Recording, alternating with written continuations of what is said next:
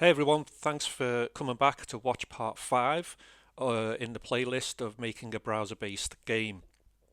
If you've been following along with the previous videos, then you'll see that we've managed to create a few migrations, a few models, still just getting started, but we are up to date with Laravel 8 and we've installed a few dependencies as well. Now you'll remember if you watched the end of the last video, I was sort of getting a little bit unsure as to how some of the relationships were going to work and how some of the data was going to be stored. And I've managed to sort of think through this just off camera, just so that I could sort of get my head around it and see what we needed to do. As far as I can see for now, it might change again, but this I think will work for now. You'll notice in the last video I had my spreadsheet and I've made a few changes to this and I haven't implemented the changes yet. I want to discuss it, but this is where we're going to go forward from here. So let's get started.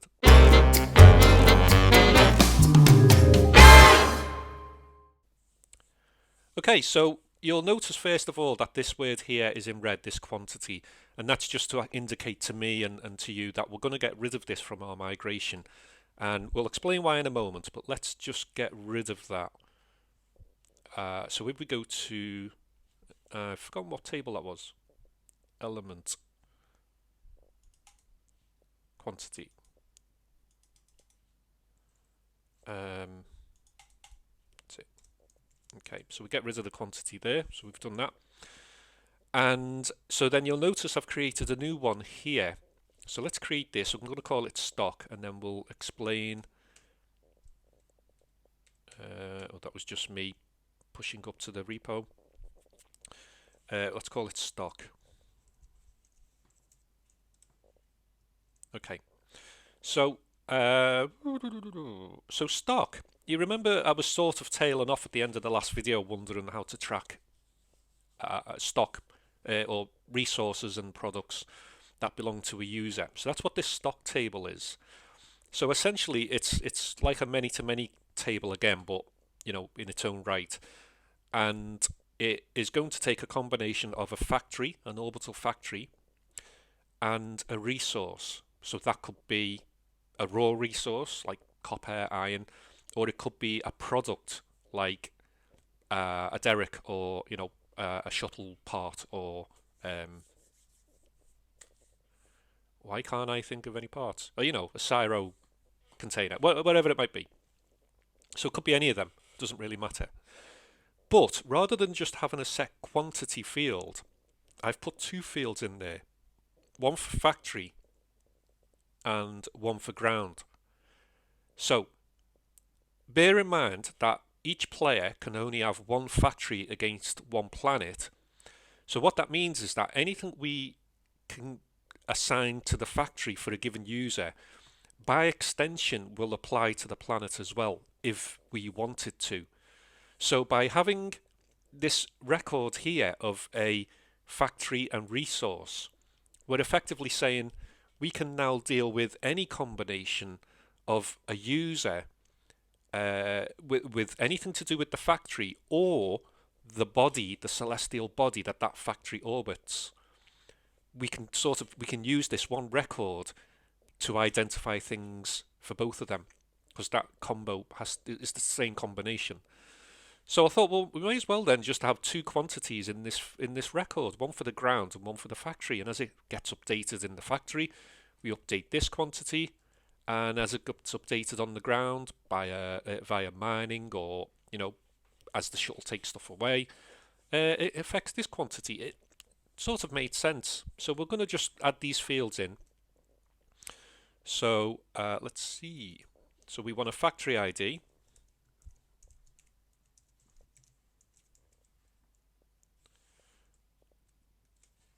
Let's see. We want a factory ID, so that's going to be an integer. Okay. We want a resource ID.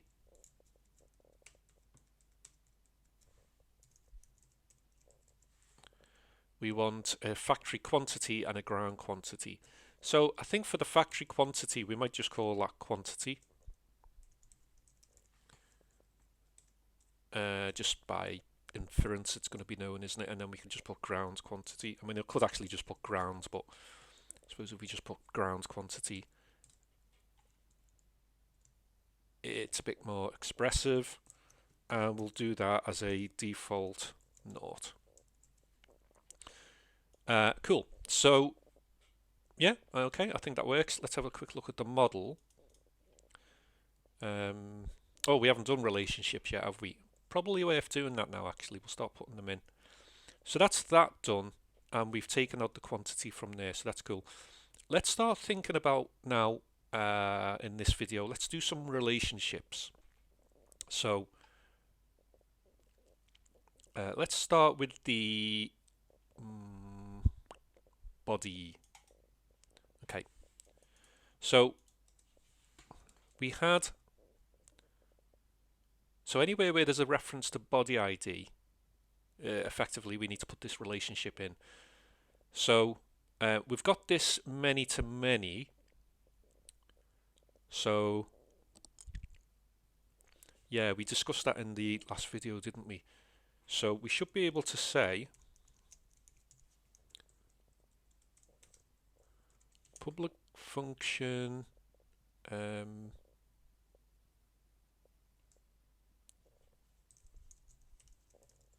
resources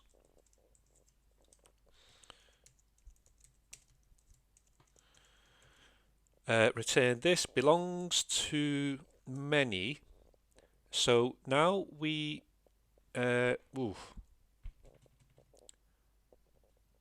it's, I know this is resource,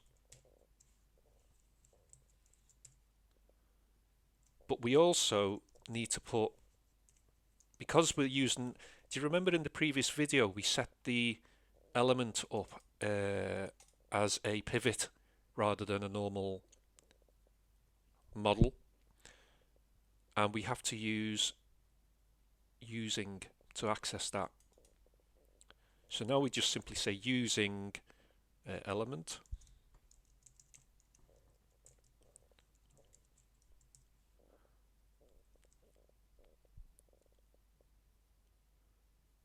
I think that's it. What I am going to do though, and this is my personal convention, you may find another way to do this, or prefer to do this another way. I'll tell you what I'm going to do as well. I'm just going to shrink me because you don't really want to see me, and I don't want to hide the more important stuff. Yeah, what I want to do, we go back to the migration here for elements. Oh, okay, no, we'll keep it the table called elements, but what we will need to do is, I think it's here. You have to put the table, yeah, table elements. It tries to infer its own name based on the relationship type and the tables used, but we're going to override that with the name elements. So I think that'll do for now. We might need to do the with pivot data if, in fact, yeah, I think we do need to do with pivot.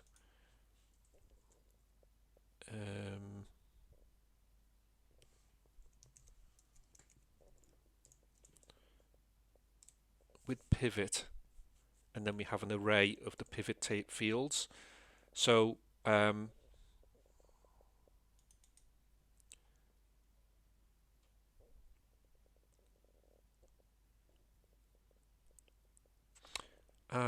the only field here is that it's flagged that it has a resource. So we could actually just do a filter here, I think, rather than a with pivot. So let's get rid of that.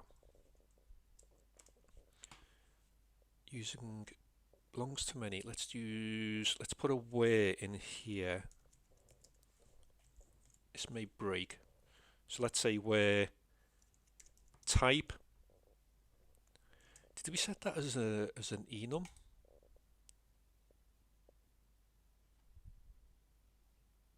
Oh no, where source is true. That's it. Yeah, sorry. So basically, we only want to get No.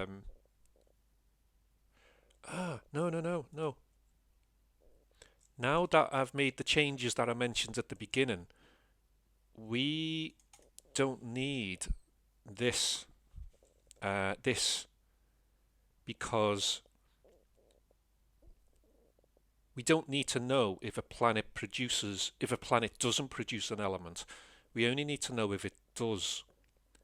So by simply having the record exist tells us that this planet, this body, produces this resource.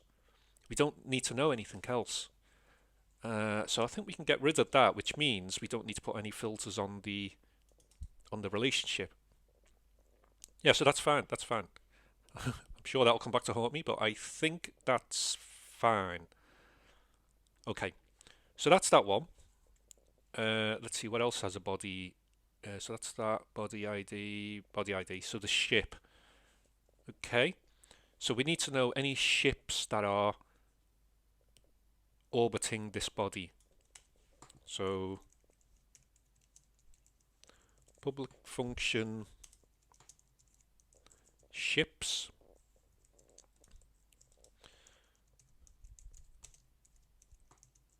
Return this. Now that's just going to be a has many ship class. I think that's straightforward. All the other tables, the foreign keys are standard, conventional, so that should just work.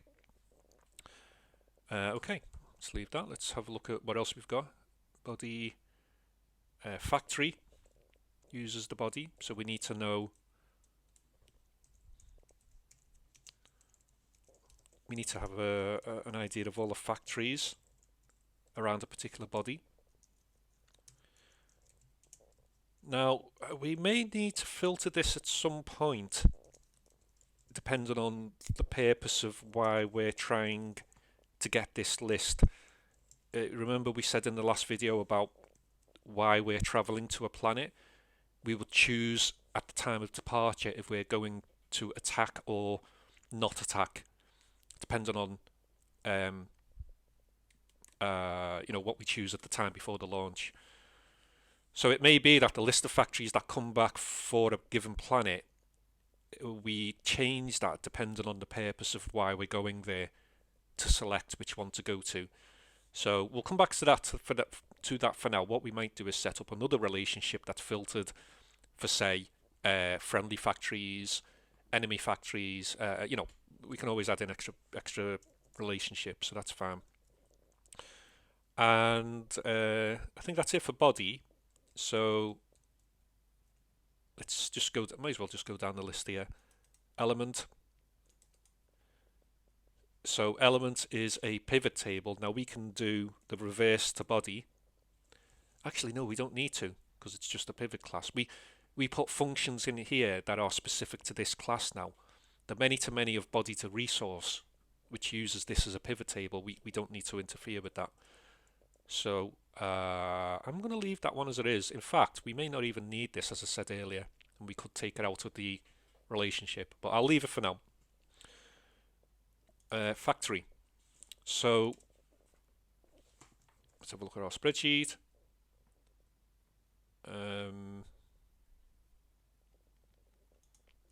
So a ship. We've put factory ID. Now, if I remember rightly, that was if we've picked a specific factory to go to on another planet, which could be friendly or foe.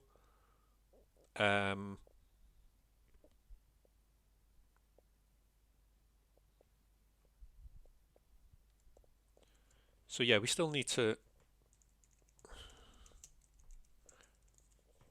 put that relationship in.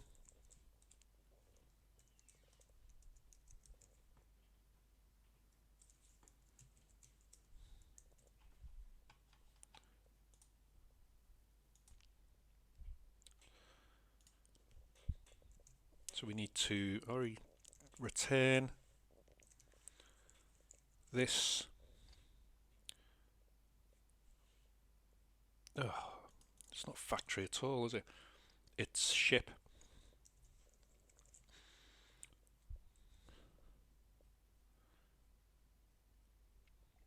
Factory and gone.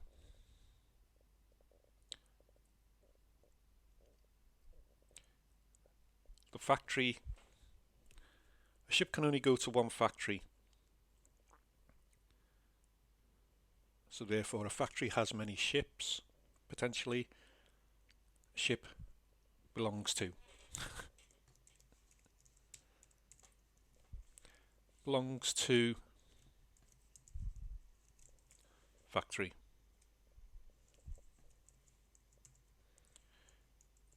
Yeah.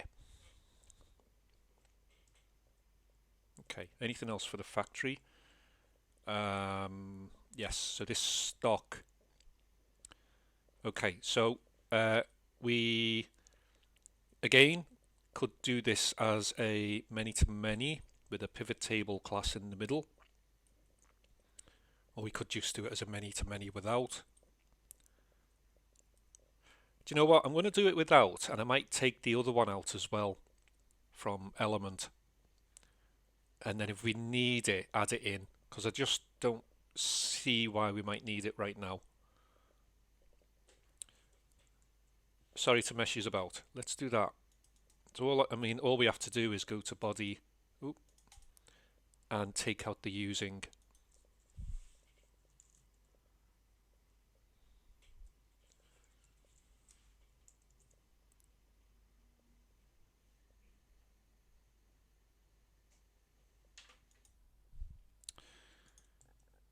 Okay, yes, yeah, so we can get rid of that class. We don't need that. And in the stock model, so so what I'm going to do, yeah, there's nothing in element and there's nothing in stock, so I'm just going to get rid of them. Where's the delete there? Because the many-to-many doesn't need the file to be there, especially if we're not using the using function. So let's do the same with, what did stock combine? Factory and resource.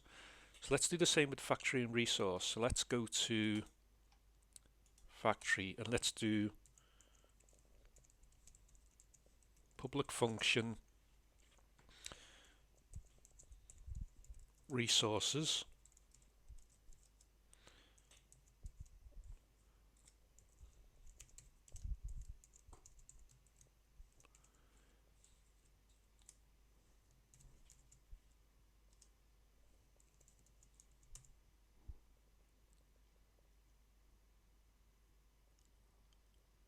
Did we? Yeah, I think we still need to refer to the stocks table. But that's it. That's fine. In fact, I better just check. Body refers to elements. Resources belongs to stock. Yeah. Oh, no, it'll be stocks, won't it? Okay, I could call it stock actually, which sort of makes sense. But I want to keep the plural aspect, which is more of a convention, so we'll leave that as it is. So that's the resources.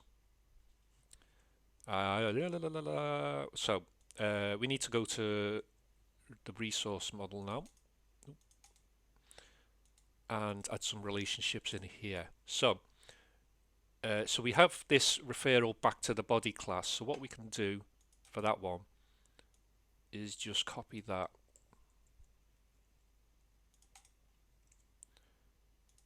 and call that bodies, and the rest is the same, so that's fine. We also have ship, factory, stock, so there's stock one. So again, we can go to factory, copy this resources one,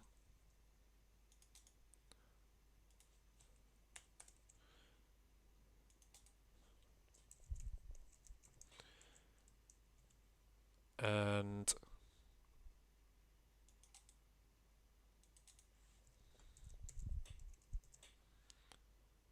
factory, actually that needs to be body. Yeah, okay. So I think that does it. Public function bodies, body elements. I think that's it. I've sort of lost myself there a little bit with the naming and that, but I think we're good. I think we're good with those relationships. Let's just do ship. Let's finish the ship. So ship is belongs to a user, belongs to a body, possibly belongs to another body, and belongs to a factory. So okay, we've got a bit to do here. So public function user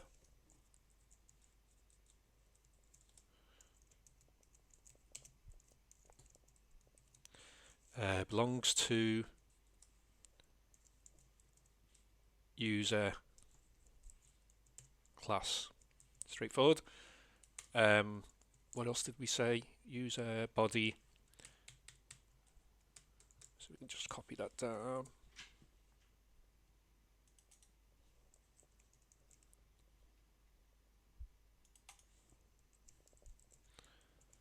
Okay. Destination. Now, so destination is also a body.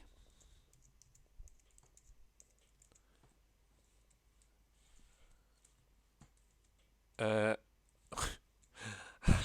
how wrong can you spell something? But it has a different key. So what we can do here, I believe, is foreign key. We put destination ID. So it uses the same class to refer to for the relationship, but with a different key, therefore a different value. And then what was the last one? Factory. Okay. So factory. That's just going to be a standard belongs to.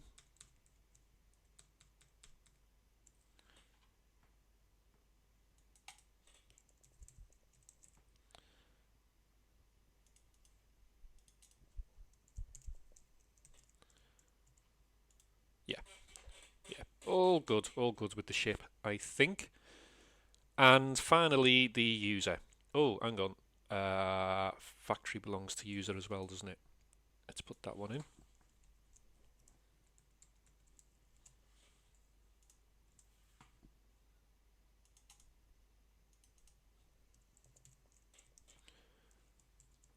What am I doing? User belongs to user. Okay. So user has factory, user has ship. Excuse me. User has factory, user has ship. So we should be able to go to the user model and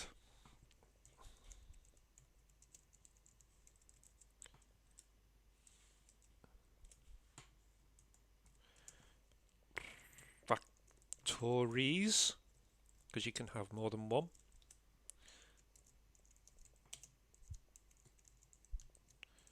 So that's a this. This has many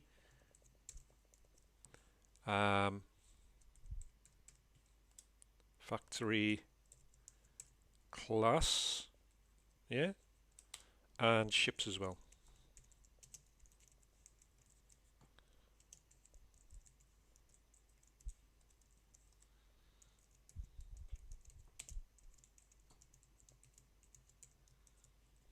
This has many ship. Yeah, good. So I think that's it for the relationship. So let's wrap the video up there. Let's just do a migrate. Let's see if that all worked okay. Where's my last migrate refresh there? Yeah, okay. So that's it's cringing every time. That seems to have worked. Let me just check. Ships, stocks, yeah, okay. Everything seems to be fine. Okay, very good. Right, I think we'll call it an end there then. Thank you very much for watching again. If you like this video, please click the like button. And if you want to see the rest of this and be notified of it, click the subscribe button. We're getting more and more involved now, and more, I really do need your input as a potential player of this game. What do you want to see in this game? And I can't guarantee it's going to go in, but I am still very open to suggestions on this. I've got a vague idea, and it's slightly getting clearer and clearer, but any input you want to give on this would be most welcome. So thank you very much for watching, and I hope to see you in the next video.